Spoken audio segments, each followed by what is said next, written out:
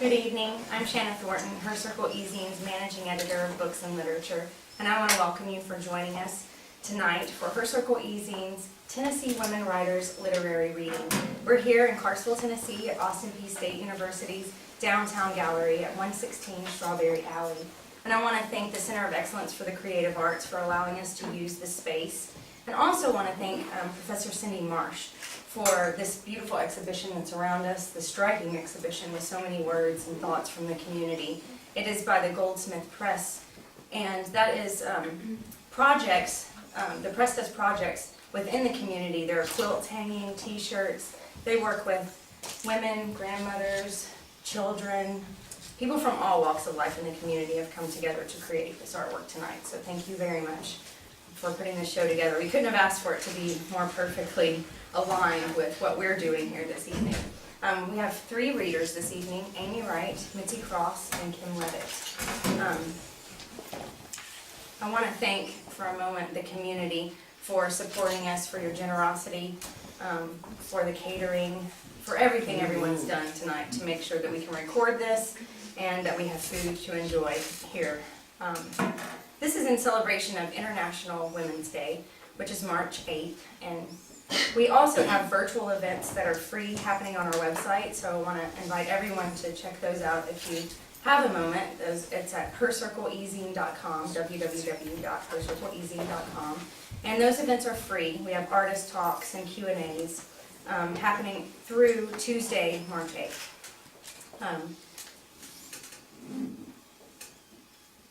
I've been writing a novel for a few years, and I'm going to read a short piece from that, a little bit of flash fiction for you. It's hard to choose a selection from a longer work because you're just not sure how much you should go into it. There's so many different things that come together for the plot, but I think I chose one that will capture a sentiment that I would like for you to be mindful of this evening, that Clarissa Pinkola Estes communicates very well. She communicated this in an interview, and she said that she comes from a tradition of storytelling from Mexico and Central America. And in that tradition, the story is not meant to entertain you or to really intrigue you. Hopefully that will happen. But the story is meant to bring back something that is lost. It's holy. The story needs to be told so that you can capture something that maybe you've repressed or lost. And so that's the sentiment that I'm using in my book. My narrator's name is Ellen, and Ellen is a teacher, and her husband is deployed repeatedly. And the passage that I'm going to read from you, she mentions her grandmother briefly. And she calls her Grandma. And she grew up with her grandmother. They lived on a farm where they grew Chickasaw plum trees, and they distilled Tennessee plum brandy. A little bit of history there. But I won't get into that very much. She just makes a reference, and so I want to make that clear. And also her daughter Maggie has gone with her to pick up her husband at the airport. So this is his fourth deployment at this point, and I wanted to give you a really full, charged moment. There are some, I think, nice passages that are slower and more poetic and more based on setting, but I wanted you to have a little glimpse into a fully charged moment in her mind. So I'll get into character and read from the point of view of Ellen. I was turning, to the other side of the bed where you meet yourself in the dark and you realize, oh yeah, I only dreamt that bed. But did I do that? Did that really happen? The internal raconteur trembling all those memories and stories, the ones I made up to tell my grandma so I could sneak away and sip reserves of brandy until she caught me wandering around all that time.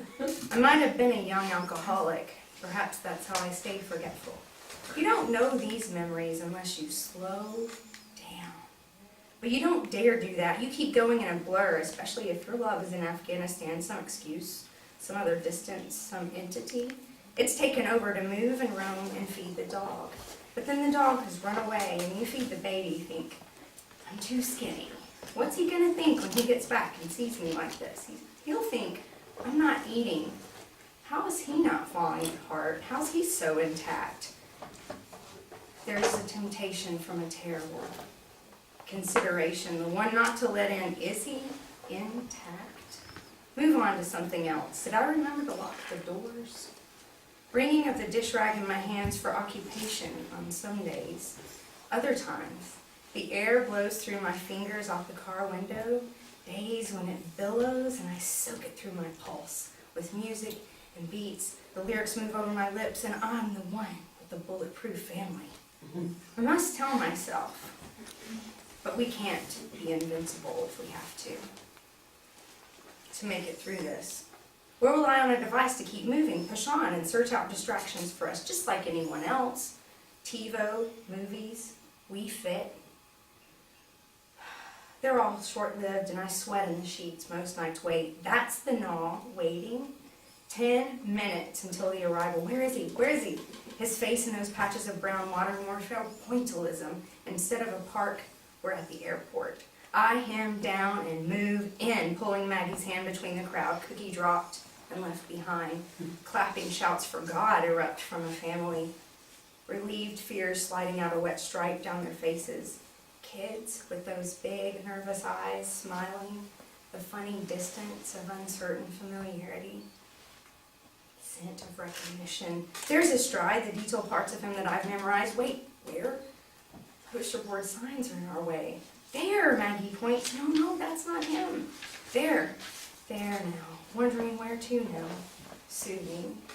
I hear myself ask, hey, you hungry? And that's my first question after not seeing his face in 8 months.